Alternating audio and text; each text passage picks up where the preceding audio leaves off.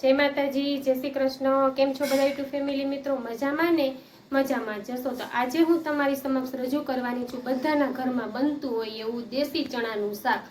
खास तो एनी આપણે ગ્રેવી કરવાની ટ્રીક છે। તો ખાસ પહેલા ચાલો આપણે છે ને રેસીપી જોઈ લઈએ। આપણે દેશી ચણાનું શાક કઈ રીતે બનાવ્યું છે ને તે।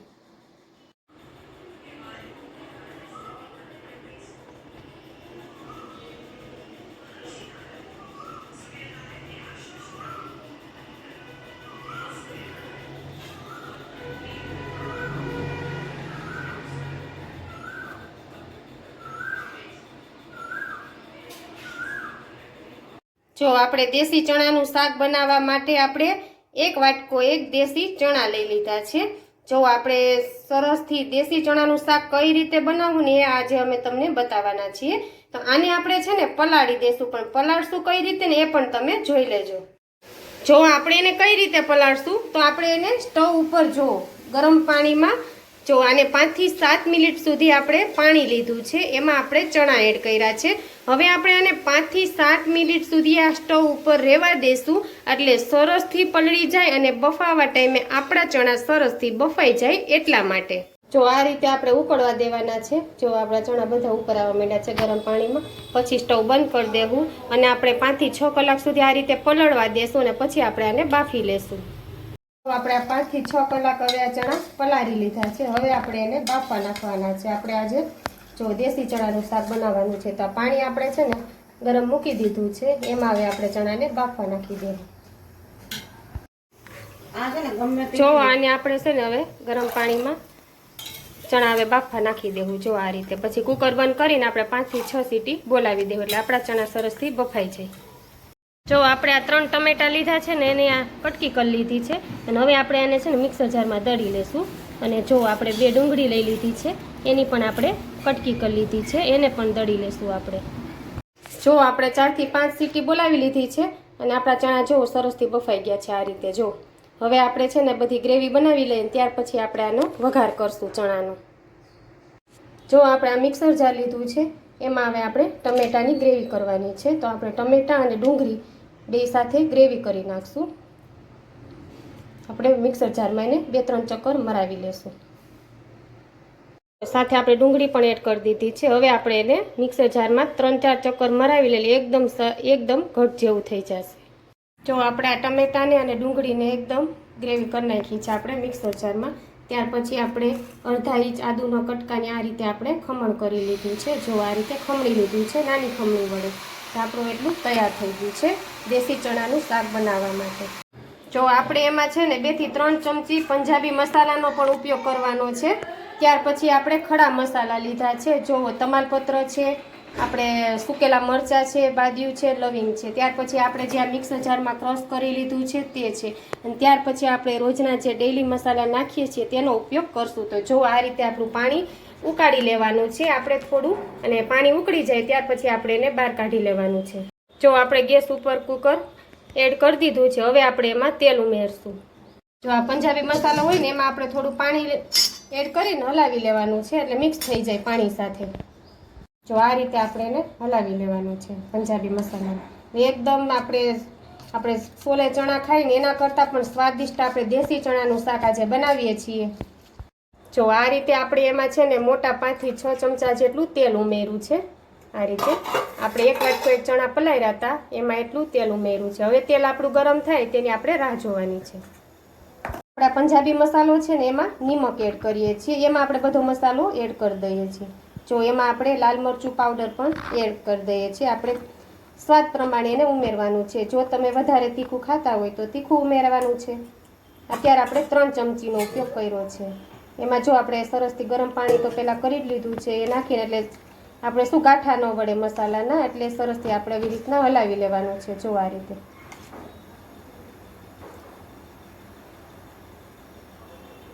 આમાં આપણે નિમક નાખ્યું છે અને લાલ મરચું પાવડર નાખ્યું છે, અને છે પંજાબી મસાલો।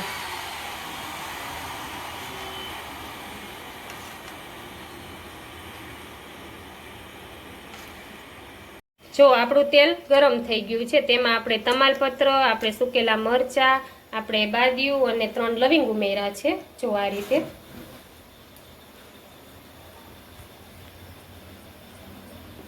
આ દેશી ચણાનું શાક તો બધાની ઘરે બનતું હોય છે। જો આ રીતે એમાં સરસથી સ્વાદ બેસી જાય ત્યાં સુધી આપણે એમાં તેલમાં રહેવા દઈએ છીએ।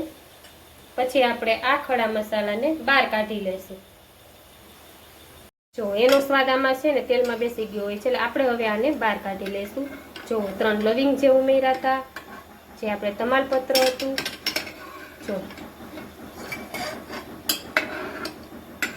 જો આપણે ખડા મસાલા બહાર કાઢી લીધા છે। હવે આપણે એમાં ઉમેર્યા છે જીરું। જો 1 ચમચી જીરું ઉમેર્યું છે। ત્યાર પછી જે આપણે ગ્રેવી કરી છે ટમેટાની અને આપણે ડુંગળીની અને સાથે આદુ હતું તેને એડ કરી દીધું છે। આ રીતે એકદમ સરસથી તેલમાં આપણે એને ફેરવવાનું છે। જો આપણે ટમેટા અને ડુંગળીની જે ગ્રેવી હતી તેને એમાં ઉમેરી દીધી છે। આ રીતે હવે આપણે તેલમાં એને થોડી વાર રહેવા દેવાની છે।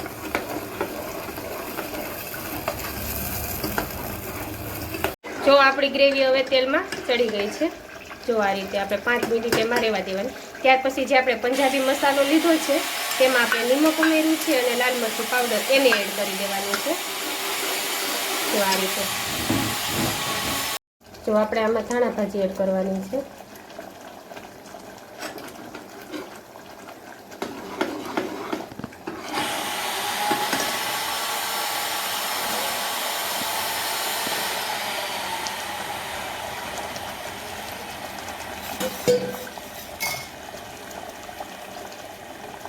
નિમક આપણે સ્વાદ અનુસાર થોડુંક નિમક એડ કરવાનું છે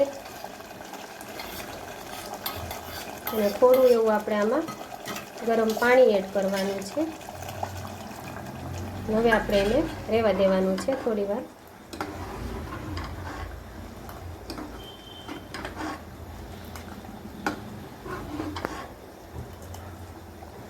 આપણે હવે આમાં બાફેલા ચણા એડ કરી દઈશું। જે આપણે બાફેલા ચણા રાખ્યા છે ને તેને એડ કરી દઈશું આ રીતે। જો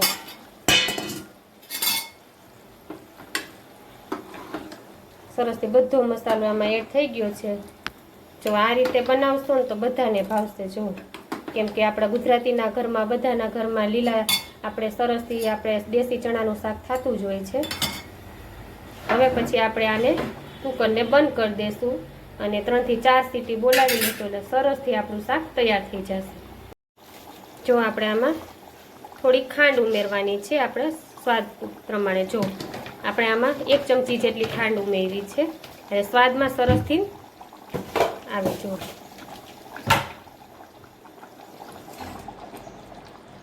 ચાલો હવે આપણે આનું કુકરનું ઢાંકણું બંધ કરી દઈશું અને 3 થી 4 વિસલ વગાડી લઈશું, ત્યાં આપણું શાક સરસથી તૈયાર થઈ જાય। જો દેશી ચણાનું શાક તૈયાર થઈ ગયું છે। જો આ રીતે સરસથી જો એને આપણે આ ખાસિયત છે આની ગ્રેવી બનાવવા, મસાલો બનાવવાની ટ્રીક જ ખાસ જોવાની છે આપણે। જો એકદમ સરસથી આપણે બનાવી નાખ્યું છે દેશી ચણાનું શાક। તમે જોઈ શકો છો।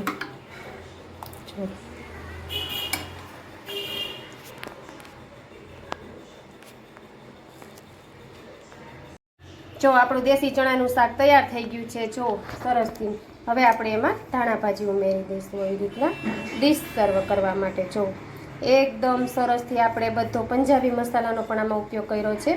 સરસથી આપણે મસાલો એડ કરીને સરસથી આજે આપણે દેશી ચણાનું શાક મસાલાની ટ્રીક સાથે બનાવ્યું છે। તો જરૂરથી તમે આ રેસીપી જોઈને બનાવજો અને મારી ચેનલને તમે સબસ્ક્રાઈબ કરી દેજો। અને હા, આવી નવી નવી રેસીપી જોવા માટે તમે મારી ચેનલને લાઈક, શેર અને સબસ્ક્રાઈબ કરી દેજો।